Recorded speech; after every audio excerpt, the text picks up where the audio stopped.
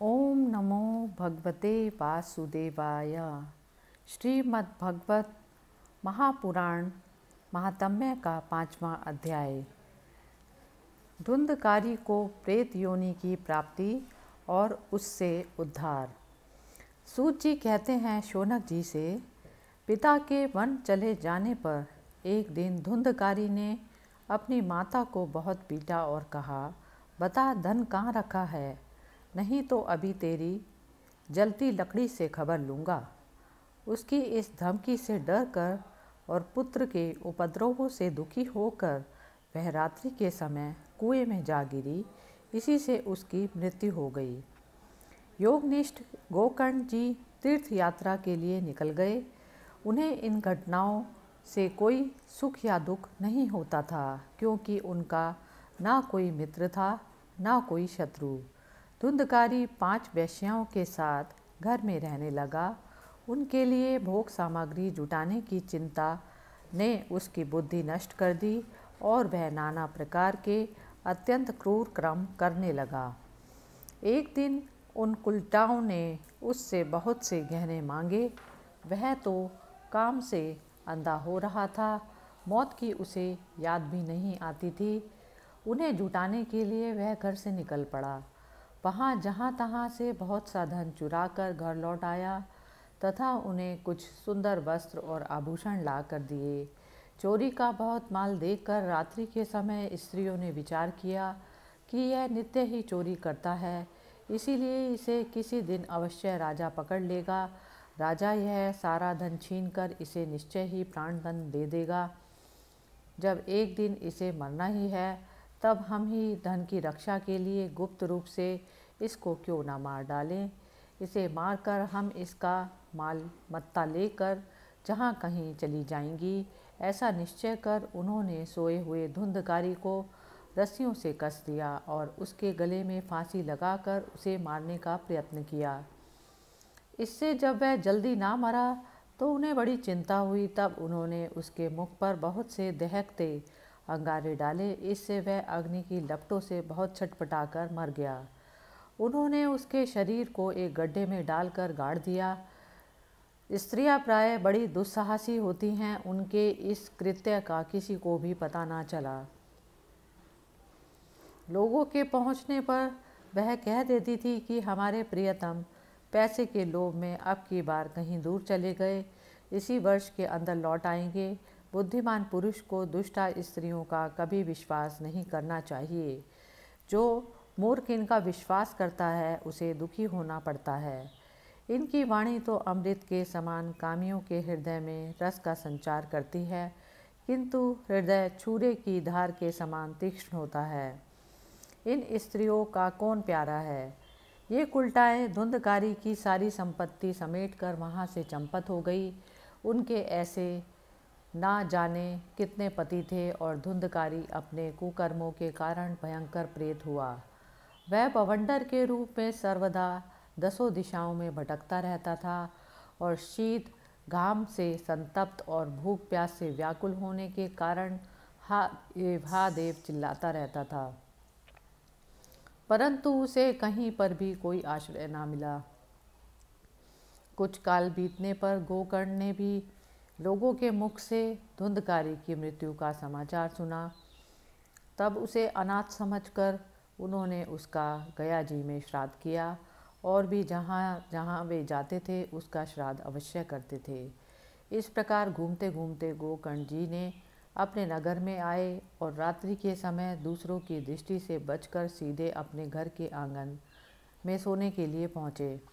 वहाँ अपने भाई को सोया देख आधी रात के समय धुंधकारी ने अपना बड़ा विकट रूप दिखाया। वह कभी भेड़ा, कभी हाथी, कभी भैंसा, कभी इंद्र और कभी अग्नि का रूप धारण करता।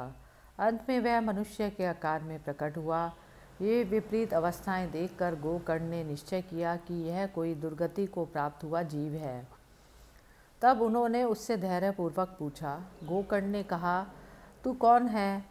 रात्रि के समय ऐसे भयानक रूप क्यों दिखा रहा है? तेरी यह दशा कैसे हुई, हमें बता। तू प्रेत है, पिशाच है अथवा कोई राक्षस है? तब सूत जी कहते हैं, गोकर्ण के इस प्रकार पूछने पर वह बार बार जोर जोर से रोने लगा। उसमें बोलने की शक्ति नहीं थी, इसीलिए उसने केवल संकेत मात्र किया। तब गोकर्ण ने अंजलि में जल लेकर उसे अभिमंत्रित करके उस पर छिड़का। इससे उसके पापों का कुछ शमन हुआ और वह इस प्रकार कहने लगा। वह बोला, मैं तुम्हारा भाई हूँ, मेरा नाम है धुंधकारी।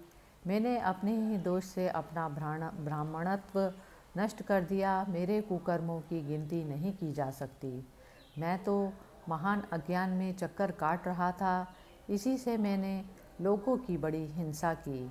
अंत में उल्टा स्त्रियों ने मुझे तड़पा तड़पा कर मार डाला। इसी से अब प्रेत योनि में पड़कर यह दुर्दशा भोग रहा हूँ।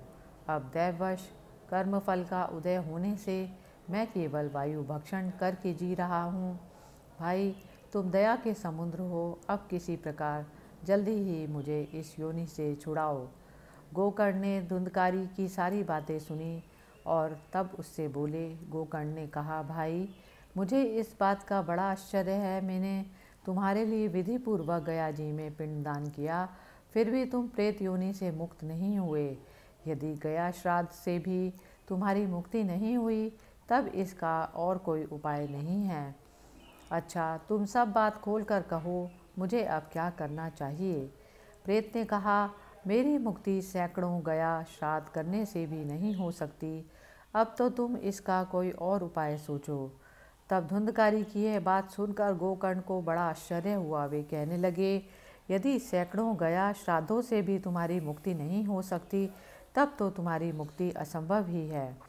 अभी तो तुम निर्भय होकर अपने स्थान पर रहो, मैं विचार करके तुम्हारी मुक्ति के लिए कोई दूसरा उपाय करूँगा।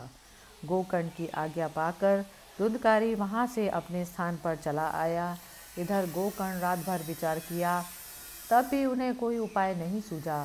प्रातःकाल उनको आया देख लोग प्रेम से उनसे मिलने आए। तब गोकर्ण ने रात में जो कुछ भी जिस प्रकार हुआ था वह सब उन्हें सुना दिया।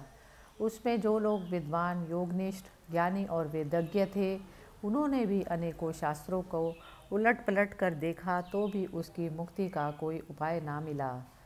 तब सब ने यही निश्चय किया कि इस विषय में सूर्य नारायण जो आज्ञा करें वही करना चाहिए। अतः गोकर्ण ने अपने तपोबल से सूर्य की गति को रोक दिया। उन्होंने स्तुति की, भगवान, आप सारे संसार के साक्षी हैं, मैं आपको नमस्कार करता हूँ। आप मुझे कृपा करके धुंधकारी की मुक्ति का साधन बताइए। गोकर्ण की यह प्रार्थना सुनकर सूर्यदेव ने दूर ही स्पष्ट शब्दों में कहा, श्रीमद्भागवत से मुक्ति हो सकती है, इसीलिए तुम उसका सप्ताह पारायण करो। सूर्य का यह धर्ममय वचन वहाँ सभी ने सुना। तब सब ने यही कहा कि प्रयत्नपूर्वक यही करो। है भी यह साधन बहुत सरल। अतः गोकर्ण जी भी तद अनुसार निश्चय करके कथा सुनाने के लिए तैयार हुए। देश और गांव से अनेकों लोग कथा सुनने के लिए आए। बहुत से लंगड़े, लूले, अंधे, बूढ़े और मंदबुद्धि पुरुष भी अपने पापों की निवृत्ति के उद्देश्य से वहां पहुँचे। इस प्रकार वहां इतनी भीड़ हो गई कि उसे देखकर देवताओं को भी आश्चर्य होता था। जब गोकर्ण जी व्यास गद्दी पर बैठकर कथा कहने लगे, तब वह प्रेत भी वहाँ आ पहुँचा और इधर उधर बैठने के लिए स्थान ढूंढने लगा। इतने में उसकी दृष्टि एक सीधे रखे हुए 7 गांठ के बांस पर पड़ी। उसी के नीचे के छिद्र में घुसकर वह कथा सुनने के लिए बैठ गया। वायु रूप होने के कारण वह बाहर कहीं बैठ दिखाई नहीं पड़ा, इसीलिए बांस में घुस गया। गोकर्ण जी ने एक वैष्णव ब्राह्मण को मुख्य श्रोता बनाया तथा प्रथम स्कंद से ही स्पष्ट स्वर में कथा सुनानी आरंभ की। सायंकाल में जब कथा को विश्राम दिया गया, तब एक बड़ी विचित्र बात हुई। वहाँ सभासदों के देखते देखते उस बांस की एक गांठ तड़ तड़ शब्द करती फट गई। इसी प्रकार दूसरे दिन सायंकाल में दूसरी गांठ फटी और तीसरे दिन उसी समय तीसरी। इस समय 7 दिनों में 7 गांठों को फोड़कर धुंधकारी 12 स्कंदों के सुनने से पवित्र होकर प्रेत योनि से मुक्त हो गया और दिव्य रूप धारण करके सबके सामने प्रकट हुआ। उसका मेघ के समान श्याम शरीर पीताम्बर और तुलसी की मालाओं से सुशोभित था तथा सिर पर मनोहर मुकुट और कानों में कमनीय कुंडल झिलमिला रहे थे। उसने तुरंत अपने भाई गोकर्ण को प्रणाम करके कहा, भाई तुमने कृपा करके मुझे प्रेत योनि की यातनाओं से मुक्त कर दिया। यह प्रेत पीड़ा का नाश करने वाली श्रीमद्भागवत की कथा धन्य है तथा श्री कृष्णचंद्र के धाम की प्राप्ति कराने वाला इसका सप्ताह पारायण भी धन्य है। जब सप्ताह श्रवण का योग लगता है तब सब पाप थर्रा उठते हैं कि अब यह भागवत की कथा जल्द ही हमारा अंत कर देगी। जिस प्रकार आग गीली सूखी छोटी बड़ी सब तरह की लकड़ियों को जला डालती है, उसी प्रकार यह सप्ताह श्रवण मन वचन और कर्म द्वारा किए हुए नए पुराने छोटे बड़े सभी प्रकार के पापों को भस्म कर देता है। विद्वानों ने देवताओं की सभा में कहा है कि जो लोग इस भारतवर्ष में श्रीमद्भागवत की कथा नहीं सुनते, उनका जन्म वृथा ही है। मोहपूर्वक लालन पालन करके यदि इस अनित्य शरीर को हृष्ट पुष्ट और बलवान भी बना लिया जाए तो भी श्रीमद्भागवत की कथा सुने बिना इससे क्या लाभ हुआ। अस्थियां ही शरीर के आधार स्तंभ है। नस नाड़ी रूप रस्सियों से यह संसार बंधा हुआ है।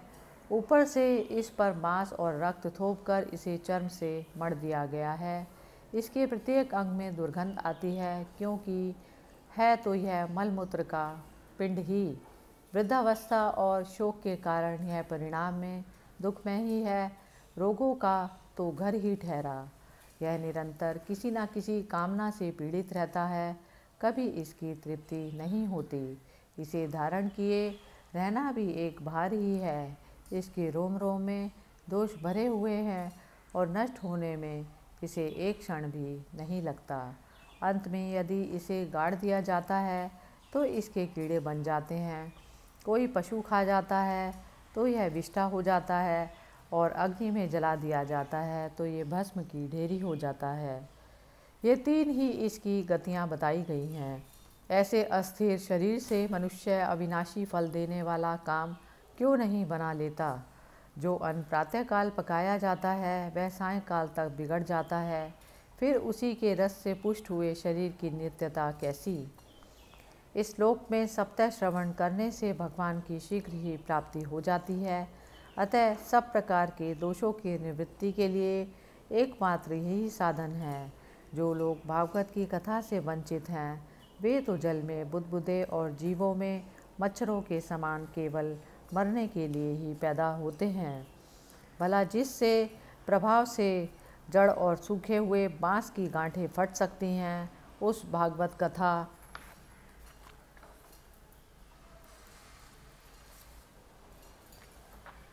का श्रवण करने से चित्त की गांठों का खुल जाना कौन सी बड़ी बात है। सप्ताह श्रवण करने से मनुष्य की हृदय की गांठ खुल जाती है। उसके समस्त संशय छिन्न भिन्न हो जाते हैं और सारे कर्म क्षीण हो जाते हैं। यह भागवत कथा रूप तीर्थ संसार के कीचड़ को धोने में बड़ा ही पटु है। विद्वानों का कथन है कि जब यह हृदय में स्थित हो जाता है तब मनुष्य की मुक्ति निश्चित ही समझनी चाहिए।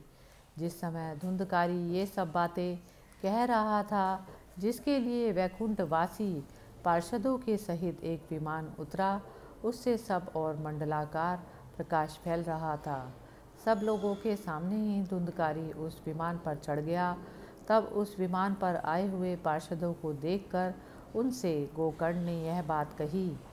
गोकर्ण ने पूछा, भगवान के प्रिय पार्षदों, यहाँ तो हमारे अनेकों शुद्ध हृदय श्रोतागण हैं। उन सब के लिए आप लोग एक साथ बहुत से विमान क्यों नहीं लाए। हम देखते हैं कि यहाँ सभी ने समान रूप से कथा सुनी है, फिर फल में इस प्रकार का भेद क्यों हुआ, यह बताइए। भगवान के सेवकों ने कहा, हे मानद, इस फल भेद का कारण इनके श्रवण का भेद ही है। यह ठीक है कि श्रवण तो सब ने समान रूप से ही किया है, किंतु इसके जैसा मनन नहीं किया। इससे एक साथ भजन करने पर भी उसके फल में भेद रहा। इस प्रेत ने 7 दिनों तक निराहार रहकर श्रवण किया था तथा सुने हुए विषय का करता रहता था। जो दृढ़ नहीं होता वह व्यर्थ हो जाता है। इसी प्रकार ध्यान न देने से, श्रवण का, संदेह से, मंत्र का और चित्त के इधर उधर भटकते रहने से जप का भी कोई फल नहीं होता।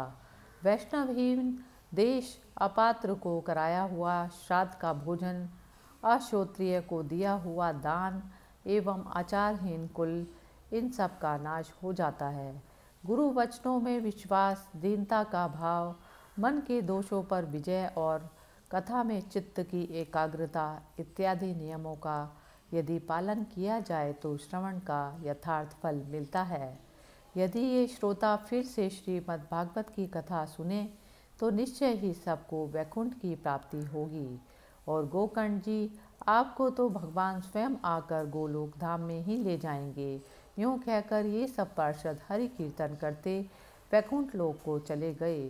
श्रावण मास में गोकर्ण ने फिर उसी प्रकार सप्ताह क्रम से कथा कही और उन श्रोताओं ने उसे फिर सुना। नारद जी, इस कथा की समाप्ति पर जो कुछ हुआ वह कहिए। वहाँ भक्तों से भरे हुए विमानों के साथ भगवान प्रकट हुए। सब ओर से खूब जय जयकार और नमस्कार की ध्वनियाँ होने लगी। भगवान स्वयं हर्षित होकर अपने पंचजन्य शंख की ध्वनि करने लगे और उन्होंने गोकर्ण को हृदय से लगाकर अपने ही समान बना दिया। उन्होंने क्षण भर में ही अन्य सब श्रोताओं को भी मेघ के समान श्याम वर्ण, रेशमी पीताम्बरधारी और किरीट तथा कुंडल आदि से विभूषित कर दिया। उस गांव में कुत्ते और चंडाल पर्यंत जितने भी जीव थे वे सभी गोकर्ण की कृपा से विमानों पर चढ़ा लिए गए तथा जहाँ योगी जन जाते हैं उस भगवत धाम में वे भेज दिए गए। इस प्रकार भक्त वत्सल भगवान श्री कृष्ण कथा श्रवण से प्रसन्न होकर गोकर्ण जी को साथ ले अपने ग्वाल बालों के प्रिय गोलोक धाम में चले गए।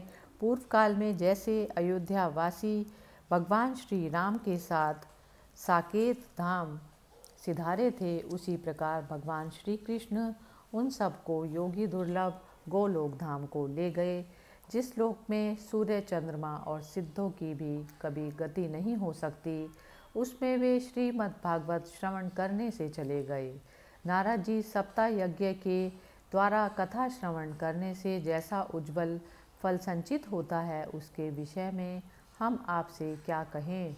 अजी, जिन्होंने अपने कर्णपुट से गोकर्ण जी की कथा के एक अक्षर का भी पान किया था वे फिर माता के गर्भ में नहीं आए। जिस गति को लोग वायु, जल या पत्ते खाकर शरीर सुखाने से, बहुत काल तक घोर तपस्या करने से और योगाभ्यास से भी नहीं पा सकते, उसे वे सप्ताह श्रवण से सहज में ही प्राप्त कर लेते हैं। इस परम पवित्र इतिहास का पाठ चित्रकूट पर विराजमान मुनीश्वर शांडिल्य भी ब्रह्मानंद में मग्न होकर करते रहते हैं।